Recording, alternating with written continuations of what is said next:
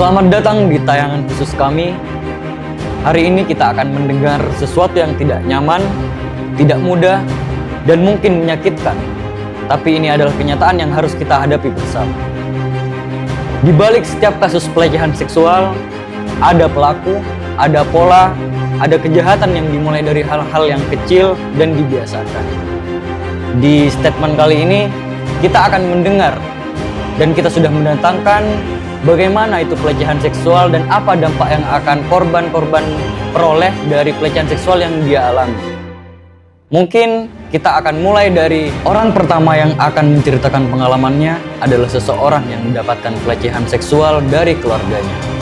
Mungkin untuk seseorang yang tidak bisa kita sebut namanya, bisa langsung diceritakan Mbak gimana pengalaman yang Mbak alami saat dilecehkan? Awalnya itu waktu saya pertama masuk kuliah, karena di sini saya dari jadi saya di sini lebih tepatnya tinggal bersama keluarga jauh, dan di sini awal mulanya dari keluarga jauh ini. Om saya lebih tepatnya, dia punya anak yang pengangguran, memang sering di rumah. Dan kalau ditanya memang sering cuma ada saya dan dia. Awalnya cuma dari chat-chatan saja, dari chat-chatan mulai sedikit ada terlihat ya seperti ngajak video call, teleponan yang agak lama. Mulai nggak lazim ya Mbak? Mulai nggak lazim. Dimana puncaknya dia pernah ngirim foto sekali lihat, dan maaf itu foto. Nah dia di situ udah mulai ada kata-kata yang mulai gak sopan dan omongan, dan di situ saya juga sudah jarang pulang. Jadi komunikasi sama dia itu udah mulai toksik sejak itu. Nah ya. Dan waktu itu pun waktu saya pulang pasti saya langsung masuk kamar dan jarang berkumpul sama keluarga dari Om, terutama bertemu sama yang ini. Lama-kelamaan waktu Om saya pergi kerja keluar kota, di situ letak paling puncaknya di situ, dimana dia tiba-tiba nempel dan saya nggak bisa banyak bicara karena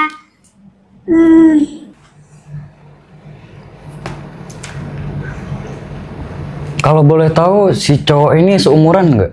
Nggak, lebih tua, dia pengangguran. Lebih tua.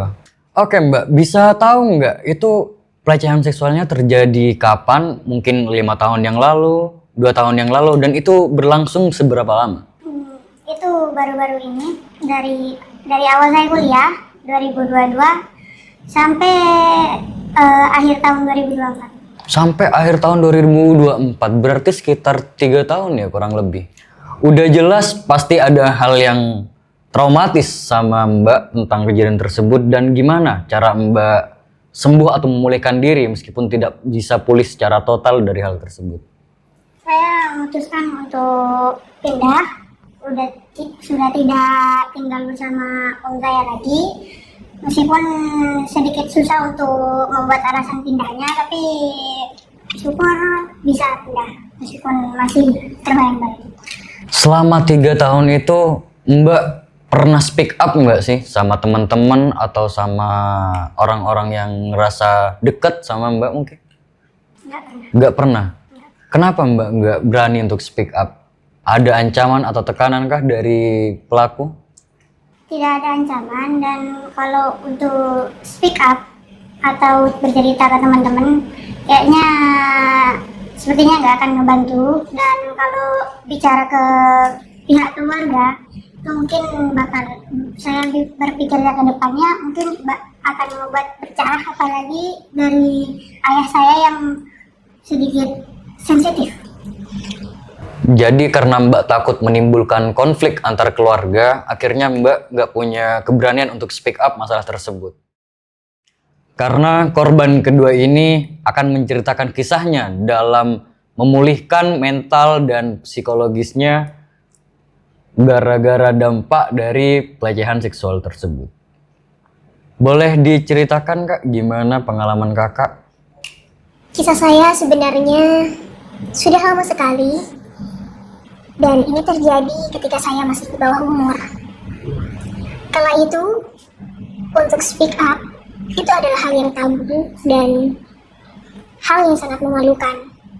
Menurut saya, menceritakan hal itu adalah menceritakan aib. Namun sekarang saya berani untuk berbicara, karena saya sudah sadar bahwasanya ini adalah bentuk dari trauma healing yang harus saya jalankan, dan bisa juga mengedukasi kepada teman-teman semua bahwa hal ini dan hal sekecil apapun, kekerasan, pelecehan dalam bentuk apapun tidak dapat dinormalisasi. Speak up memang adalah hal yang sangat berat untuk dilakukan seorang korban.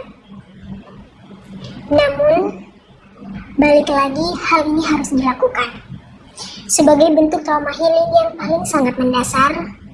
Kala itu saya bergabung atau berkumpul dengan lingkungan-lingkungan yang dapat mendukung saya, yang dapat membangun semangat hidup saya kembali. Karena sejak kejadian itu, saya merasa hidup saya tidak berarti dan saya sudah tidak bisa dianggap di mata siapapun, lebih-lebih di mata Tuhan. Namun, dalam lingkungan yang positif tersebut, saya seperti kembali mendapatkan energi bahwasannya saya bisa mengukir kehidupan saya kembali menjadi lebih baik. Trauma healing yang bisa saya terapkan, selain saya menekuni hobi-hobi saya yang dapat menghilangkan stres dan trauma, saya juga aktif berbagi dan mengedukasi lewat komunitas-komunitas yang saya ikuti. Dalam hal ini, saya yakini orang-orang yang mungkin memiliki rasa yang sama seperti saya, takut untuk bercerita, takut untuk berbagi seperti apa pengalamannya, tapi mereka memiliki kesakitan mental yang sangat-sangat mendalam. Saya ingin membantu lewat dalam hal apapun, dan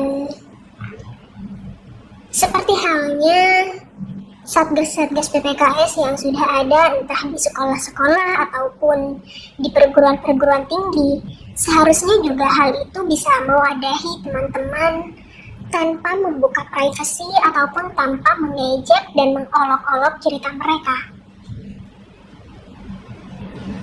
Sehingga dari sana, saya ingin terus mengedukasi dan ingin terus memberikan dorongan semangat bagi mereka untuk hal ini bisa kita cegah, hal ini bisa kita sembuhkan, dan hal ini bisa kita lawan. Sehingga dari sana, saya mengajak kepada teman-teman, orang-orang terdekat, ataupun orang-orang yang saya kenal untuk berani menolak, berani berkata tidak, dan berani untuk melawan untuk kekerasan, pelecehan dalam bentuk apapun, dalam bentuk sekecil apapun. Karena, dan satu lagi, kepada siapapun kita perlu untuk menaruh rasa curiga kepada orang-orang terdekat, lebih-lebih kepada orang-orang yang baru kita kenal. Sehingga kita harus aware terhadap diri kita sendiri dan terus untuk mencintai diri kita sendiri dan berani menolak serta melawan. Oke teman-teman, dari dua kasus tersebut bisa menjadi sebuah pelajaran bagi kita untuk tidak menormalisasikan pelecehan seksual yang verbal maupun non-verbal di kalangan teman-teman, di kalangan kerja, ataupun di kalangan keluarga. Kita bisa merubah kebiasaan-kebiasaan kecil yang memungkinkan untuk menjadi pelecehan seksual itu. Kita rubah dari orang-orang terdekat, kemudian kita rubah dari skala yang lebih besar. Ini bukan untuk memaafkan, bukan untuk memberi panggung pada kejahatan, tapi agar kita semua belajar, agar tidak ada lagi korban pada kejahatan, khususnya dalam kasus pelecehan seksual. Baik teman-teman, tadi kita udah mendengarkan kisah dari 2 korban yang mengalami pelecehan seksual. Sekarang kita akan melihat dari POV dari teman korban yang mengalami pelecehan seksual. Pelecehan seksual itu bukanlah sebuah candaan, melainkan sebuah kekerasan. Oke kak, kakak selagi teman dari korban, apa salah satu tindakan kakak yang bisa kakak jadikan semacam edukasi untuk teman-teman yang mungkin mengalami hal serupa? Entah itu dengan menjadi teman mendengar yang baik atau mensupport mereka agar bisa speak up tentang masalah tersebut. Oke. Untuk mungkin yang pertama gitu ya, biasanya saya itu selalu mendengarkan dulu dari point of view mereka, kayak apa yang terjadi pada mereka kita dengerin aja. Terus juga kalau mau kita sarankan gitu, kayak harus bertindak seperti ini, setidaknya jangan menghakimi sampai membuat teman kita merasa nggak nyaman. Terus juga kita tetap harus mendorong mereka untuk speak up, karena itu perlakuan yang tidak benar tentunya. Dan juga kita juga jangan memaksa mereka untuk segera speak up, karena mereka juga masih membutuhkan waktu mungkin yang susah gitu ya, untuk nentuin kapan kita harusnya speak up, atau apakah kita harus gak speak up kah hari ini gitu mungkin. Tapi tetap kita harus ngedukung mereka untuk speak up, karena itu perlakuan yang tidak benar. Kita juga mendengarkan juga keluh kesah mereka. Ya dari saya seperti itu sih. Jadi kita nggak boleh ngejudge yang bisa bikin mereka malah ngedown, bukannya semangat malah makin ngedown karena dihakimi atau hal-hal lain. Jadi awal-awal kita harus mendengarkan dan memberikan mereka waktu, karena mereka juga memiliki konflik batin mengenai hal tersebut. Selain hal itu, mungkin ada tambahan saran ataupun edukasi Kak dari kejadian tersebut?